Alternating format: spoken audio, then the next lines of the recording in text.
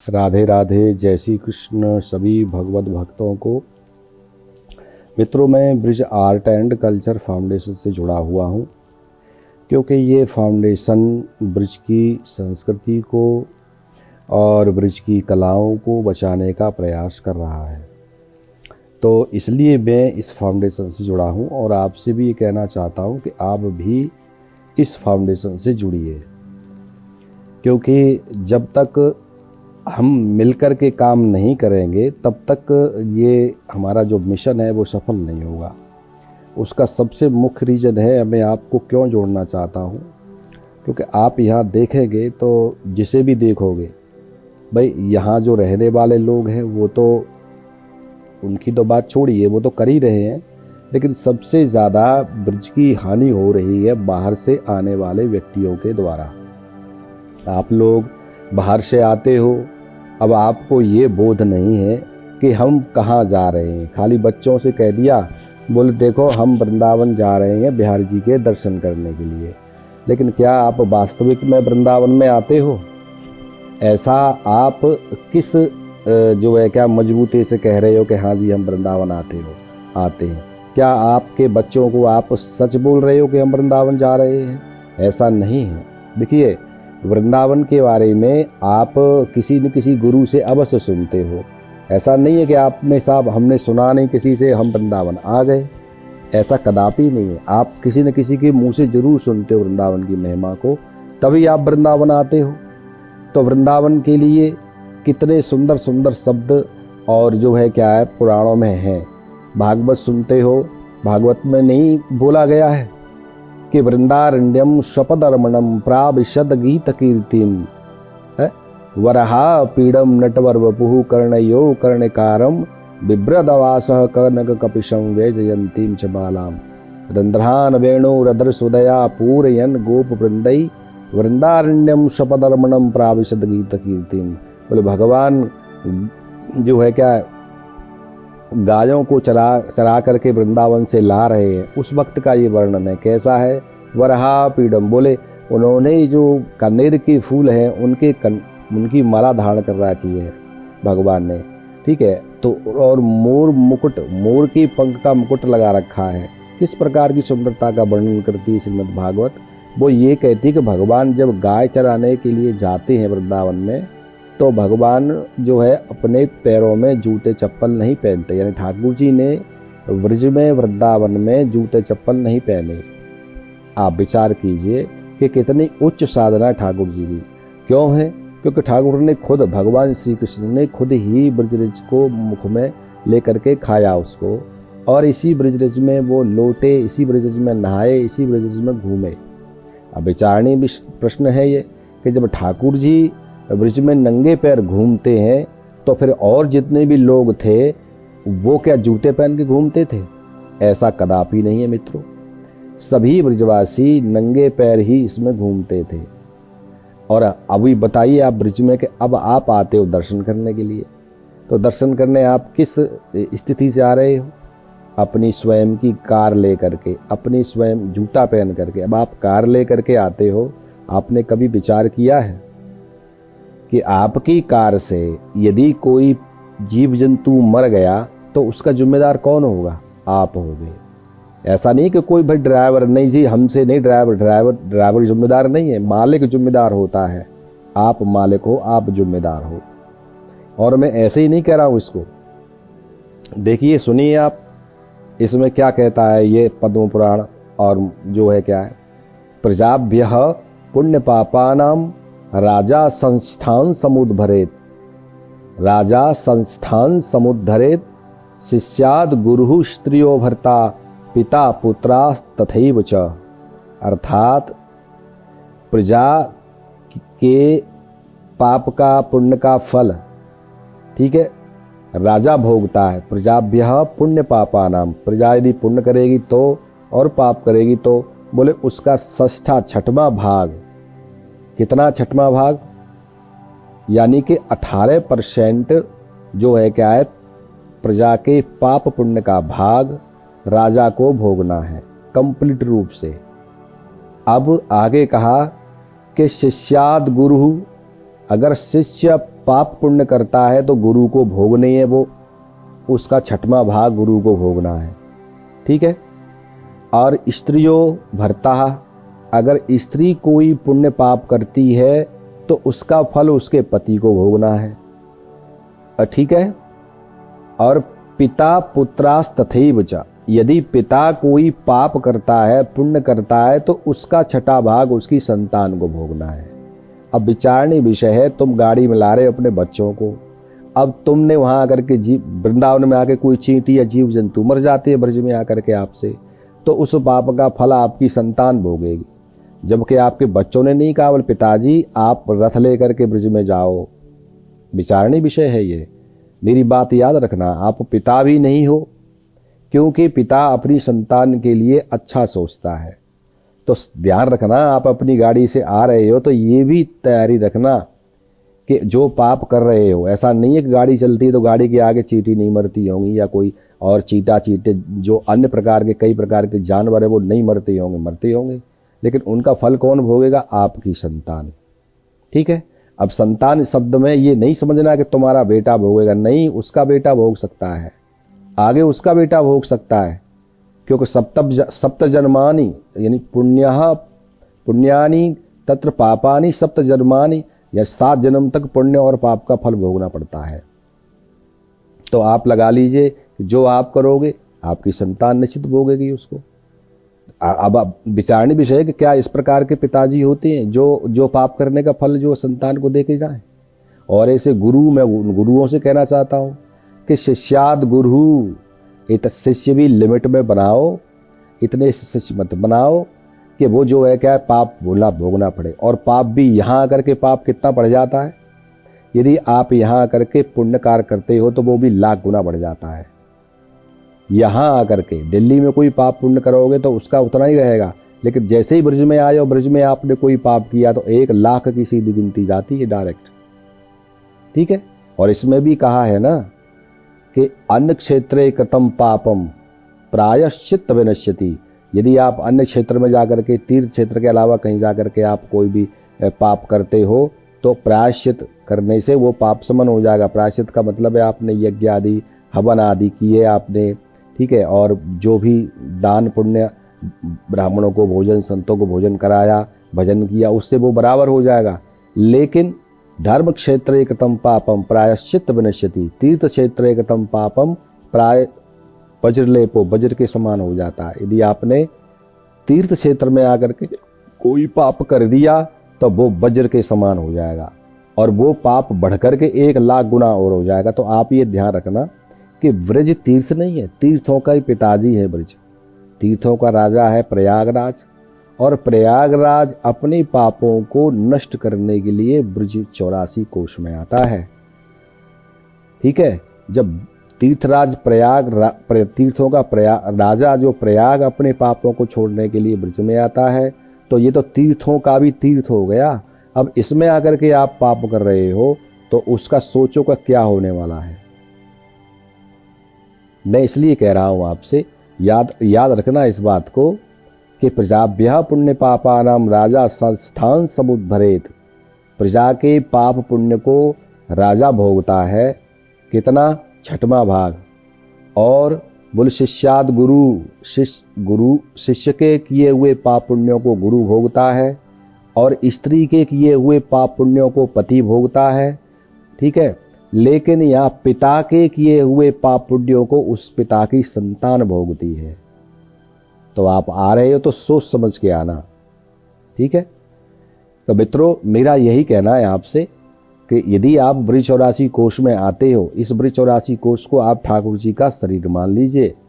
और मानने के लिए मैं आपसे अपने मुंह से नहीं कह रहा हूं, मैं आगे आपको बता रहा हूं कि ये मानना नहीं है, आपको शास्त्र के द्वारा बता रहा हूं। भैया आप ऐसे ही फ्री में मत मानो इसको, मैं कुछ कह रहा हूं उसकी अपेक्षा मानो।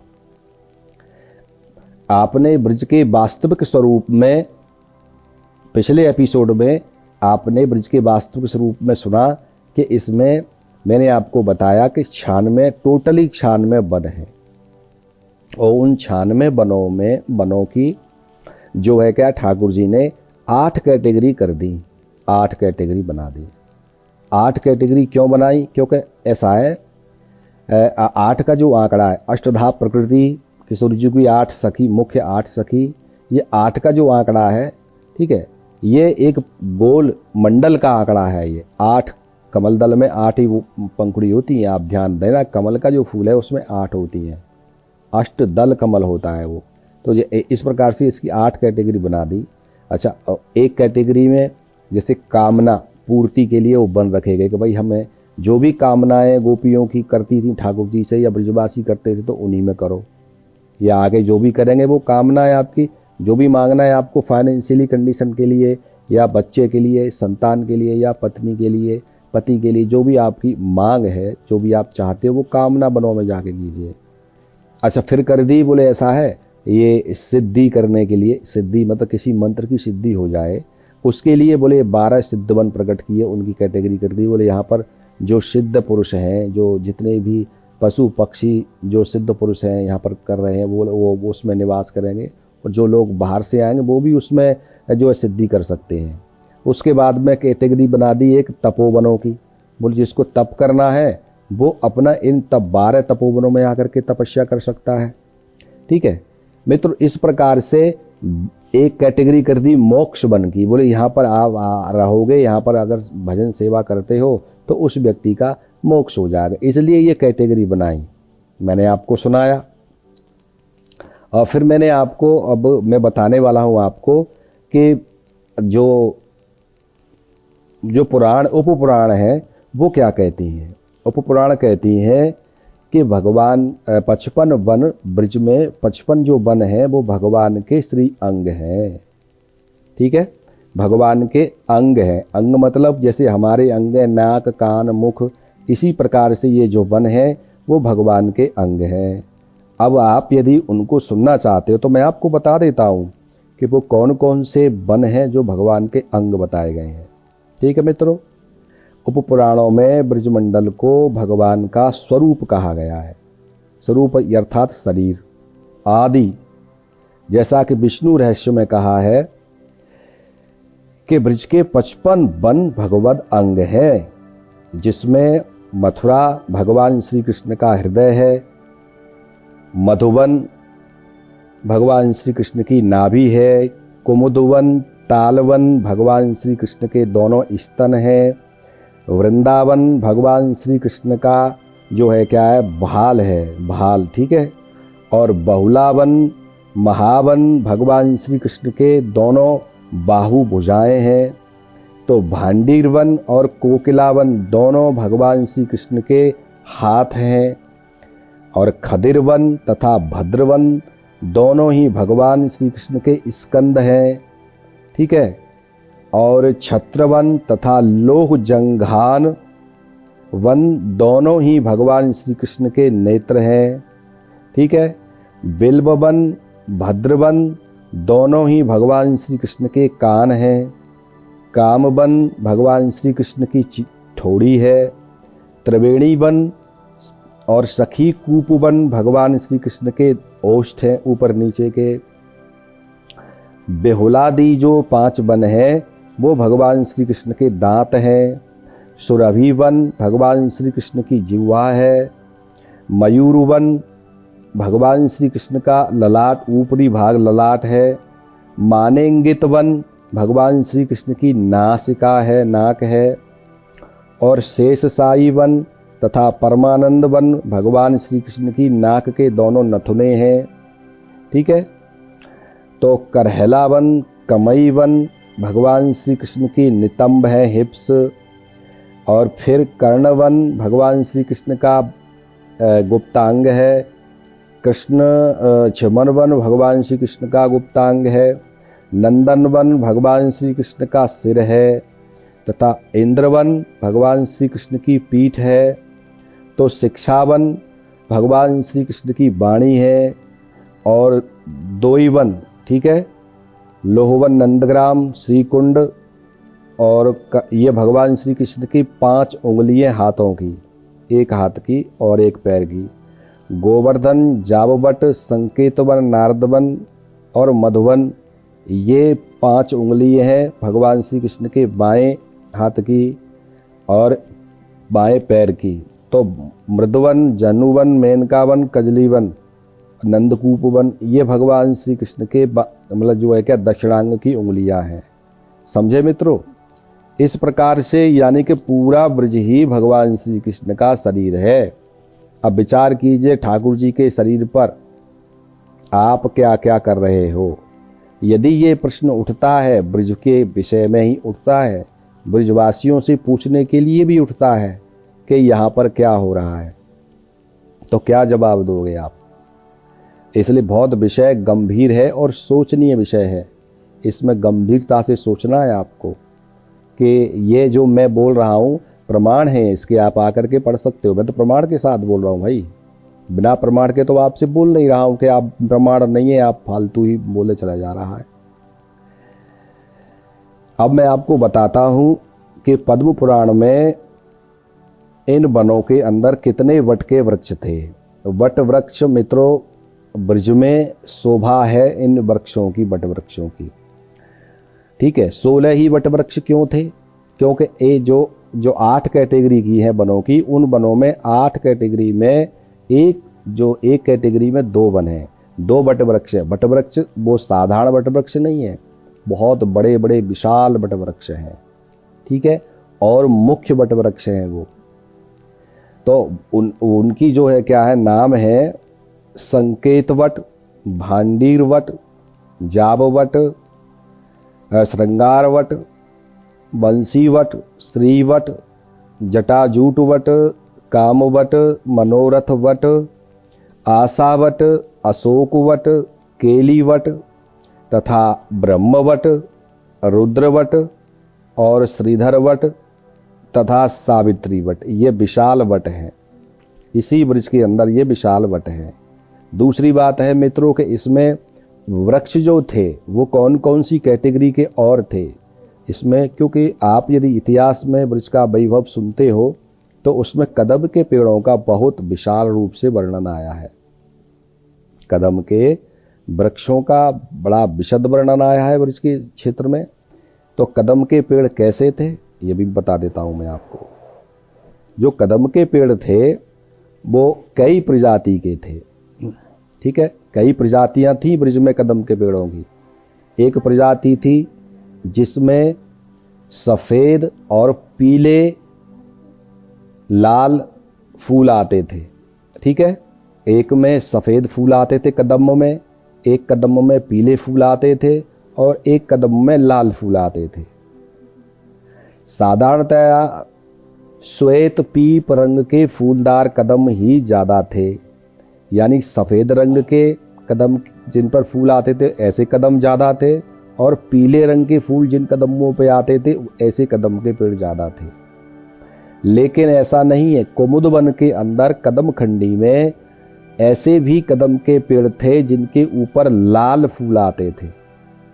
ठीक है, श्याम ढाक आदि कुछ स्थानों में कदम की ऐसी प्रजातियां थीं जिनमें प्राकृतिक रूप से दोनों ही प्राकृतिक रूप से उन ढाकों के पत्ते ऐसे थे जो दोने की तरह बुने हुए थे।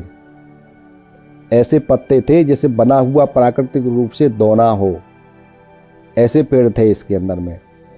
और इस वृक्ष के अंदर में पारस पीपल के वृक्ष भी थे और बहुत ज़्यादा थे। पारस पीपल, ये पीपल बहुत ही दुर्लभ होता है, आज ये दिखने में नहीं आएगा। ये एक गोकुल में जरूर है पारस पीपल, बाकी कहीं दिखने में नहीं आता है। और ऐसे कदम्ब थे जो द्रोण कदम्ब बोले जाते थे। ठीक है, गोवर्धन के क्षेत्र में ये कदम्ब ज़्यादा मिलते थे, इनमें बहुत ज़्यादा महक थी, इनमें इतनी ज़बरदस्त महक थी कदम्ब के पेड़ों में कि जो आज दुर्लभ है वो आज आपको दिखाई देगी ही नहीं। ऐसे कदम के वृक्ष थे। इमली के बहुत बड़े बड़े वृक्ष थे। ये शोभा थी मित्रों ब्रज में ही। इसी ब्रज में आपको मैं बताता हूँ कि कितने इसमें रास मंडल थे। इसमें ब्रज में टोटली मिला करके रास मंडलों की जो संख्या बताई जाती है वो 33 बताई जाती है कि 33 रास मंडल इस ब्रज में थे। लगभग 500 वर्ष पूर्व इसमें 33 रासमंडलों का वर्णन आया है कि 500 वर्ष पहले इस ब्रज के अंदर में 33 रासमंडल थे, जिनमें उनके नाम बता रहा हूं कहाँ कहाँ थे, कि वो रासमंडल जो थे वो कहाँ कहाँ थे। जिसमें मित्रों 2 रासमंडल थे कामवन में 2 रासमंडल थे। ठीक है। नंदगाम में 1 रासमंडल था, तो वहीं पर 2 रासमंडल करहला में थे, कमई करहला में, और 2 ही रासमंडल दानगढ़ में थे। ठीक है। 1 रासमंडल सांकरी खोर में था और 1 रासमंडल पर्वत के ऊपर था। 1 रासमंडल मानगढ़ में था और 2 रासमंडल बिलासगढ़ में थे, जिनमें 1 रासमंडल पिसाई में था, 1 रासमंडल जावट में था। यानी इस प्रकार से 2 रासमंडल हो गए। और 1 कोकिला वन में था, 1 विपिन वन में था, और 3 जो रासमंडल थे वो ऊंचे गांव में थे। 1 रासमंडल सिला खिलसनी में था, 1 रासमंडल टीले के ऊपर था, 1 जो रासमंडल है वो सुनहरा बीच में था कदमखंडी के पास, और 1 और रासमंडल कदमखंडी में बीच में ही था। तो वृंदावन में सबसे ज़्यादा रासमंडल थे। मित्रों वृंदावन में 5 रासमंडल थे प्रमुख रूप से। इस प्रकार से इसमें 33 रासमंडल हो गए। ये ब्रज की निधि थी। 33 रासमंडल इस ब्रज में थे, यानी कि ये ब्रज की निधि थी। अब इस निधि के बारे में क्या कहना है कि इसके बारे में जो भी जिसके भी मुंह से सुनोगे, प्राचीन, आज का मत इतिहास सुनना आप, मैं ये नहीं कहता, पर प्राचीन सुनना कि प्राचीनतम इस इतिहास में किस किस ने क्या क्या वर्णन किया है। आप सुनकर के हैरान हो जाओगे कि ऐसा वर्णन हमारे जो पूर्वज हैं उन्होंने किया है। अब उन जो पूर्वज थे उनके ऐसे ऐसे वर्णन थे। आपको मैं बता देता हूं कि इसमें रसखान से शुरुआत करता हूं कि रसखान जी जब इस ब्रजमंडल में आए तो उन्होंने इस ब्रजमंडल की जो प्रेम आभा है किस प्रकार की बताई थी। पहले वो इस ब्रजमंडल में आकर के उस आभा का वर्णन करते हैं। उन्हीं की एक रचना सुना रहा हूं मैं कि ब्रज को देख करके वो क्या कहते हैं, और सुनने में भी आपको मिल जाएगा ये, लेकिन होली के समय पे मिलेगा ये ज़्यादा करके। कैसा ये देश निगोड़ा जगत होरी ब्रज होरा। बोले कि ये ब्रज जो है ये अजीब ही देश है। कैसा देश है भैया? संसार में होरी मनाई जाती लेकिन यहाँ होरा होता है। और उस होरा में होता क्या है? मैं जल जमुना भरन जात रही, मैं जल जमुना भरन जात ही। वो कहते हैं कि सखी जब जमुना जल भरने जाती हैं तो बोले देख बदन मेरा गोरा, मोसो कहे चलो कुंजन में, अजी तनक तनक से छोरा, परे आखिन में डोरा। कैसा ये देश निगोड़ा जगत होरी ब्रज होरा। बोले छोटे छोटे से लड़का मुझसे कहते हैं, बालक, बोले अरीच अरीच कुंजन में चल, अकेले में बात करेंगे। ये क्या है? ये श्रृंगार रस का वर्णन कर रहे हैं, यानी कि कितना प्रेम था। आगे कहते हैं, जियरा देख डरात है सजनी, आयो लाज शर्म को ओरा। बोले क्या करूं मैं, मुझे तो शर्म आती है, लेकिन ये ब्रजवासियों को देखो, इन्होंने उतार के रख दी बिल्कुल। कहा बूढ़े कहा लोग लुगाई, एक ते एक ठिठोरा, न काहू से काहू को जोरा। बोले और एक बात कहता हूं नहीं कि जितने भी ब्रज में हैं, जिसके साथ देखो, बोले बूढ़ी के साथ जवान खड़ा हुआ है, और जवान बोले सखी के साथ बूढ़ा खड़ा हुआ है। बोले कोई मेल नहीं है इनका, लेकिन ऐसी हंसी ठट्टा करते हैं, ऐसी हंसी करते हैं जिसका जो सहन हो ही नहीं, ये ब्रिज है, ब्रिज का स्वरूप बताते हैं। और वहीं पर कहते हैं, मन मेरो हरियो नंद के न सजनी, चलत लगावत चोरा। बोले मैं भले ही अकेली जा रही हूँ और बच के जा रही हूँ, लेकिन जानबूझ करके वो नंद का जो है वो मुझे छेड़ता है, जबरदस्ती छेड़ेगा। कहे रश खान सिखाए सखन, सो सब मेरा अंग टटोरा, न मानत करत निहोरा। अर्थात यहाँ पर जो मन की तरंगे हैं वो समान रूप से रखना चाहते ठाकुर जी। बोले भैया वहाँ केवल एक ठाकुर ही पुरुष है, बाकी कोई नहीं है। ठीक है, इस शरीर का अहंकार इस ब्रिज में मत लगने दो, इस ब्रिज में मत चलने दो। आप कितने सुंदर हो, आप कितने जवान हो, आप कितने बूढ़े हो, ये ब्रिज से बाहर रखो। क्यों? बोले यहाँ पर केवल और केवल श्री कृष्ण, केवल मनमोहन, मन से संबंध रखने वाले रहते हैं। और मित्रों, मन के बारे में ये बहुत पहले कहा गया है कि मन कभी भी बूढ़ा नहीं होता, कभी भी जवान नहीं रहता और कभी बच्चा नहीं होता। मन मन ही होता है। इसलिए मनमोहन को मन चाहिए और मन से संबंध रखो उससे। रूप का यहाँ पर कोई सिस्टम नहीं है कि आप रूप को लेकर के आओगे। वही रसखान जी फिर कहते हैं, भगवान से क्या कहते हैं कि पाहन हो तो वही ब्रज को, पाहन हो तो वही गिर को, जो कद धर्यो कर क्षत्र पुरंदर धारण। हे नाथ, यदि पाहन में पत्थर बनूं तो उसी गिरिराज जी का बनूं जिसको आपने अपनी उंगली पर छत्र के समान धारण किया था। और जो पशु हो तो कहा बस मेरो, चरो नित नंद की धैनु मझारन। बोले मेरा बस नहीं चलता है नाथ, लेकिन अगर गाय बनता ना, मेरा बस नहीं चलता, अगर बस चलता तो उसी नंद बाबा की मैं गाय बनता और आप मेरे पीछे पीछे चलते ही हो कर दे भाई। ठीक है, जो खग हो तो है बसेरो, जो अब उन्होंने कहा अगर पक्षी बनूं तो ब्रिज के कदमों पर बैठ बैठ करके बोले राधे श्री कृष्ण कृष्ण कृष्ण गाऊंगो। मलग मनुष्य बनूं तो मानुष हो तो, बोले मैं ग्वाल बाल बनूं मनुष्य हूं तो। वो कुछ भी बना दो, वो कहते हैं ना कि कुछ भी बना देना नाथ, लेकिन बनाना ब्रिज का। कीट पतंग कुत्ता सुअर भंगी कुछ भी बनाना, मतलब निम्न से निम्न बड़े से बना, लता पता कुछ भी, लेकिन बनाना ब्रिज का। ये भाव रसखान जी का है। मित्रों, यही भाव उद्धव जी का 5000 वर्ष पूर्व का है। उद्धव जी कहते हैं, बोले वृंदावन, उद्धव जी कहते हैं ना, वृंदावनम किमपि गुलमलतौषधि नाम। हे नाथ, मुझे वृंदावन का लता औषधि गुल्म कांट औषधि कुछ भी बना देना, लता पता वृक्ष बेल और जो है औषधि का पेड़ कुछ भी बना देना, पर बना देना ब्रिज का। मित्रों, इस ब्रिज के बारे में देखो कितने महानुभाव इस बात को कह रहे हैं। एक नहीं, मीरा कहती है, मीराबाई ने तो कितने उसमें शब्द कठोर शब्दों में बोला है, मैं तो चली वृंदावन राणा।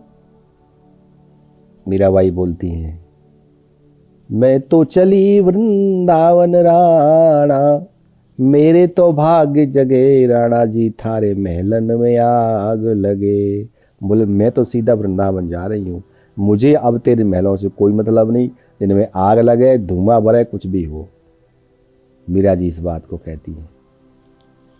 तो वहीं पर अष्ट छाप के कवि परमानंदास जी कहते हैं, कहा करूं वैकुंठ ही जाए।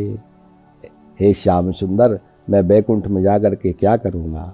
जहां नहीं नंद जहां न यशोदा, जहां न गोपी ग्वाल अरुगाए, कहा करूं वैकुंठ ही जाए। बोले प्रभु मैं वैकुंठ में क्या करूंगा, जहां न तो नंद बाबा है और न यशोदा है और ना ही गोपी है, न ग्वाल है और न गैया है। ठीक है, जहां न जल जमुना को निर्मल और नहीं कदमन की छाए, परमानंद प्रभु चतुर ग्वालिनी, ब्रज रज तज मेरी जाय बलाए। यानी कि अब वो क्या कहते हैं अपनी भाषा में, और सखी की बात कहते हैं। बोले परमानंद जी कहते हैं वो चतुर ग्वालिनी क्या कहती है, बोले उसमें जो है क्या है जा करके बैकुंठ में तो मेरी बलाय अलाय बलाय जा करके निवास करें, मैं तो ब्रज में रहूंगी। मित्रों ऐसा ब्रज है, इतना दिव्य ब्रज है। ठीक है, तो इस ब्रज में आप आते हो, थोड़ा सा विचार तो जरूर करना चाहिए आपको कि किस प्रकार से आते हैं हम। हर प्राणी अपने घर में पाखाना और एक तरफ रसोई बनाता है। मित्रों रसोई में जाते हैं नहा धो करके, बड़े बड़े नियम से रसोई में जाते हैं, जूता चप्पल पहन के नहीं जाते। आपके अपने घर में पाखाने में ये सारे नियम नहीं चलते, तो क्यों इस ब्रिज को पाखाना बनाने पर तुले हुए हो? यदि आपने ये सब कुछ बंद नहीं किया तो निश्चित तौर पर आप मनुष्य के धर्म से भी बाहर हो जाओगे, आप मनुष्य के रिलीजन से भी बाहर हो जाओगे। आपका कोई रिलीजन नहीं होगा, पशु रिलीजन हो जाएगा। क्योंकि आप पशु पढ़ने के बाद लिखने के बाद में भाई कहीं पर ऐसा तो है नहीं कि पशुओं के लिए विद्यालय खुले हों, उसमें पढ़ने गया। आप तो जानते हो इस बात को। भैया आप अपने गुरुजी से पूछो, ठीक है, या आप जो भागवत सुन रहे हो उससे पूछो। हालांकि भागवताचार्यों ने ये व्यवस्था खराब की है। वो खुद कहते हैं कि भगवान इसमें नंगे पैर गाय चराते हैं, लेकिन उन्होंने क्या किया है, किले के किले बना दिए और खुद देखो तो गाड़ियों में दौड़ते हैं। एक से लेकर के एक बड़े से बड़ा बैठा है इसमें, तो इसमें कोई बड़ी बात नहीं है कि गंदगी कौन कर रहा है, ब्रिज के वातावरण को दूषित किसने किया है। मित्रों मेरी आपसे यही हाथ जोड़ करके विनती है कि इस ब्रिज को अब बिगड़ चुका है जितना, उसे धीरे धीरे सही करने की कोशिश करो। और आगे की कथा हम आपको अगले एपिसोड में बताएंगे। राधे राधे, जय श्री कृष्ण। जो भी आपको कुछ कहना है आप कमेंट बॉक्स में आकर के आप अपना सुझाव दे सकते हो। राधे राधे, जय श्री कृष्ण।